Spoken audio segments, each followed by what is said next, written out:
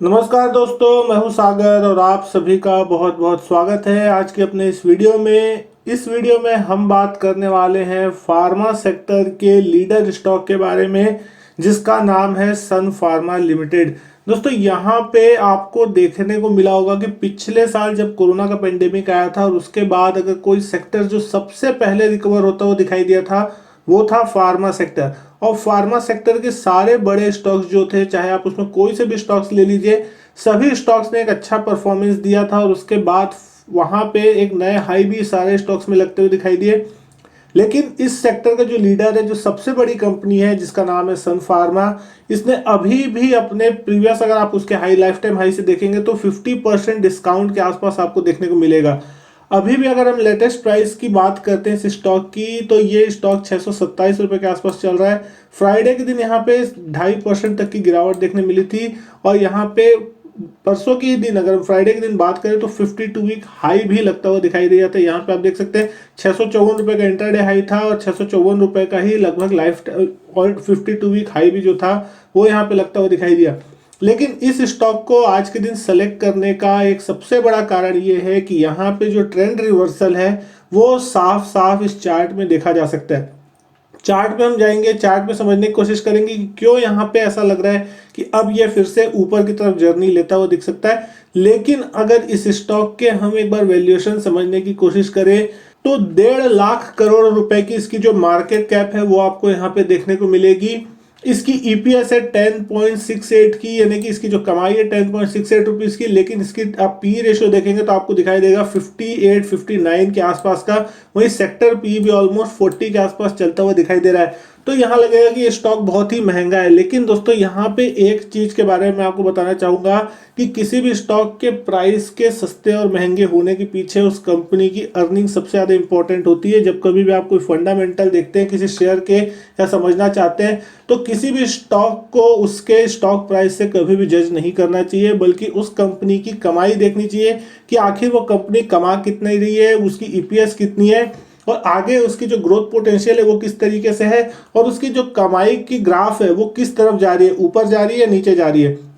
Company अगर अच्छे से कमा रही है तो हर प्राइस पे वहां पे आपको एप्रिसिएशन देखने मिलेगा। लेकिन अगर कंपनी की कमाई नहीं है तो किसी भी प्राइस पे अगर प्राइस नीचे भी आ रहा है तो भी वो स्टॉक आपको महंगा देखने मिलेगा।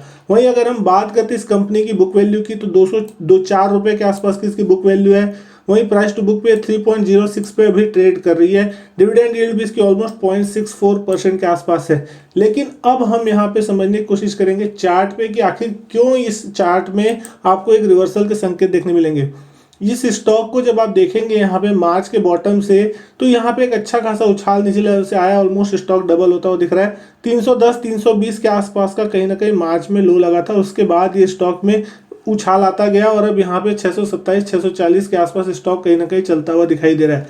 लेकिन अब यहाँ पे मेन जो स्टॉक को पिक करने का जो सबसे मेन चीज है वो ये है कि ये स्टॉक में अब हायर टॉप हायर बॉटम के जो फॉर्मेशन है वो बनते हुए दिख रहे हैं। और उसको अगर हम इस चार्ट को थोड़ा जूम करके देखने की कोशिश करेंगे तो आपको देखने को मिलेगा कि किस तरीके से 2015 के आसपास इस स्टॉक ने टॉप लगाया था और उस समय ऑलमोस्ट 1200 रुपए के आसपास का इसका प्राइस था।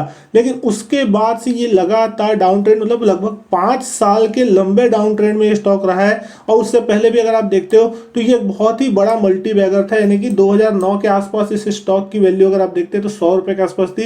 100 रुपए से 1200 रुपए तक का सफर इसने तय किया था लगभग 5-6 सालों में। और उसके बाद फिर अगले 5 साल ये पूरी तरीके से डाउन ट्रेंड में रहा था। और इसका जो ब्रेकआउट था वो अगर आप देखते हैं, ट्रेंड लाइन को ड्रॉ करने की कोशिश अगर हम करते हैं तो इसका जो ब्रेकआउट देखने को मिला था वो आपको यहाँ पे मार्च अप्रैल के महीने में पिछले साल देखने मिला।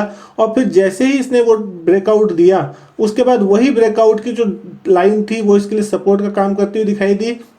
और उसके बाद स्टॉक कहीं ना कहीं अपर ट्रेंड में अब जाने की कोशिश कर रहा है। तो आप यहाँ पे देखेंगे लगातार एक लोअर टॉप लोअर बॉटम के जो संकेत थे वो इस स्टॉक में आते हुए दिख रहे थे। हर बार इसने अपने नए लो बनाते गया और नीचे की तरफ जाता गया और कहीं पे भी कोई खास रिवर्सल के संकेत नहीं थे। यहाँ पे एक बार रिवर्सल होने की कोशिश हुई थी 2018 के आसपास में, लेकिन वहां पे भी ये रिवर्सल फेल हो गया और उसके बाद गिरावट आई। अब कहीं ना कहीं उस हाई के आसपास पहुंचने की कोशिश जो है इस स्टॉक की है। तो इसका जो सबसे पहला हर्डल जो होगा इस स्टॉक के अटकने का वो है 675 रुपीज़ के आसपास का, जो कि इसका लगभग सितंबर 2018 के आसपास का हाई था। ये लेवल जो है आपके ध्यान में होना चाहिए। इस लेवल के आसपास कुछ सप्लाई हो सकता है आपको इस स्टॉक को देखने मिल सकती है। लेकिन अब हम जो यहाँ पे बात करने वाले हैं वो है इसके हायर टॉप हायर बॉटम के फॉर्मेशन के बारे में। तो अब यहाँ पे जो जितने भी इसके टॉप बन रहे हैं वो प्रीवियस सपोर्ट बनते जा रहे हैं। आप यहाँ पे देख सकते हो, ये जो इसका हाई था वो नेक्स्ट सपोर्ट जो था वो यहाँ पे बनता हुआ दिखाई दिया। जब स्टॉक ऊपर से नीचे आया तो यहाँ पे इसने सपोर्ट लिया। फिर इस लेवल के आसपास अगर हम बात करते हैं तो इस लेवल को जैसे इसने पार किया ऊपर तो गिरावट आई, तो ये लेवल पे इस स्टॉक ने सपोर्ट लिया। तो कहीं ना कहीं यहाँ पे हायर टॉप हायर बॉटम के फॉर्मेशन बन रहे हैं। ये स्टॉक जब तक इस लेवल के नीचे नहीं जाएगा तब तक यहाँ पे आपको ट्रेंड रिवर्सल का संकेत नहीं मिलेगा। अदरवाइज ये ट्रेंड इसी तरीके से कंटिन्यू रहना चाहिए। और एक बार अगर ये स्टॉक 675 को ऊपर की तरफ क्रॉस कर लिया तो दोस्तों जो टारगेट्स होंगे वो बहुत ही जबरदस्त हो सकते हैं।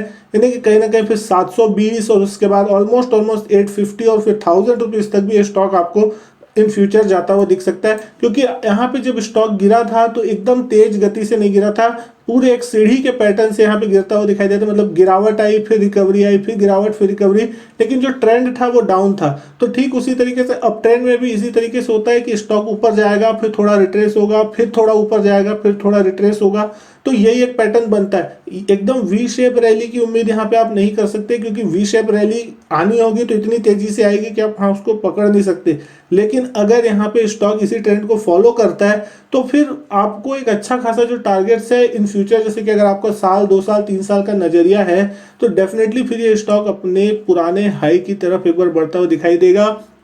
ऐसा इसलिए भी माना जा सकता है क्योंकि जब कभी भी आप किसी कंपनी के फाइनेंशियल को एनालाइज करते हैं तो आप यहाँ पे देख सकते हैं कि कंपनी के रेवेन्यू में लगातार कंसिस्टेंसी अब बनी हुई है और लगातार कंपनी कमा रही है। पिछले 3-4 सालों से जिस तरीके से फार्मा कंपनियों का समय भी थोड़ा खराब चल रहा था, यूएस एफडीए से ड्रग के लिए इन लोगों को जो भी प्रॉब्लम्स आ रही थी उसका भी इम्पैक्ट साफ इनके बिजनेसेस में देखने मिला। लेकिन अब फार्मा सेक्टर में जिस तरीके से रिवाइवल देखने को मिल रहा है तो ये स्टॉक सबसे बड़ा बेनिफिशियरी हो सकता है। यहाँ पे प्रॉफिट स्टेटमेंट भी आप देखेंगे तो यहाँ पे कुछ लॉस भी पोस्ट करता हुआ दिखाई दिया था ये कंपनी पिछले साल, लेकिन उसके बाद अब यहाँ पे फिर से कहीं ना कहीं प्रॉफिटेबिलिटी के नंबर आते हुए दिख रहे हैं। जब हम किसी रेशियो की यहाँ पे बात करते हैं तो सबसे इंपॉर्टेंट होता है किसी भी कमाई का और उसकी ईपीएस का।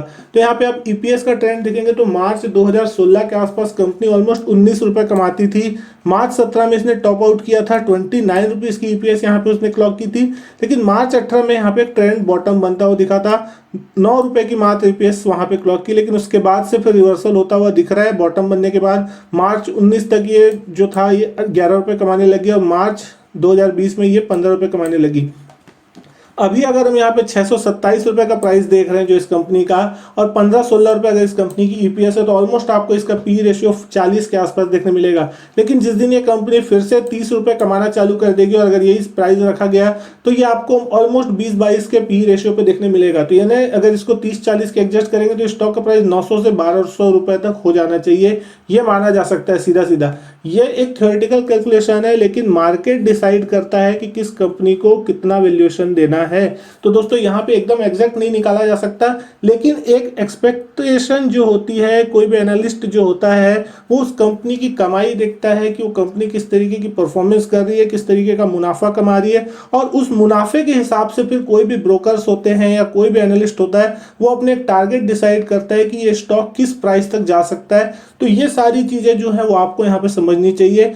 और एक तगड़ी फाइनेंशियल कंपनी है यहाँ पे, इस तरीके से मतलब मान सकते हैं कि इसका बिजनेस कभी खत्म नहीं होगा फार्मा सेक्टर का। और जिस तरीके से पिछले साल कोरोना का पेंडेमिक देखने को मिला तो पूरे दुनिया भर में हेल्थ केयर, फार्मा, इन स्टॉक्स में अब एक रिवाइवल के संकेत, क्योंकि आगे चल के पूरी दुनिया जो है इन सेक्टर में बहुत बड़ा इन्वेस्टमेंट करने की कोशिश करेगी, क्योंकि सभी को पता चल गया कि लाइफ सबसे ज्यादा इंपॉर्टेंट होती है और लाइफ बचाने के लिए इन कंपनियों की ड्रग्स की सबसे ज्यादा यहाँ पे जरूरत आपको पड़ती दिखाई देगी।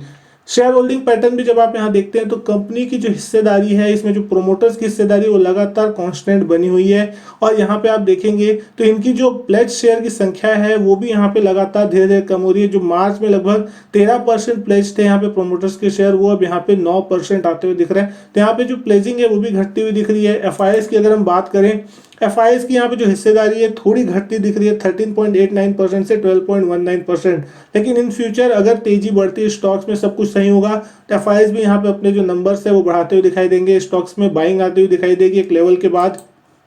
DIS की तरफ से देखें तो DIS ने यहाँ पे अपना हिस्सा पिछले एक साल में बढ़ा के 19% से 21% के आसपास कर दिया है। पब्लिक शेयर होल्डिंग भी आप यहाँ पे देखोगे तो ऑलमोस्ट 12.4% से घट के 12 मतलब उतनी है, ऑलमोस्ट 12.48% ही है। दोनों में इसमें कोई खास अंतर नहीं है एक साल में।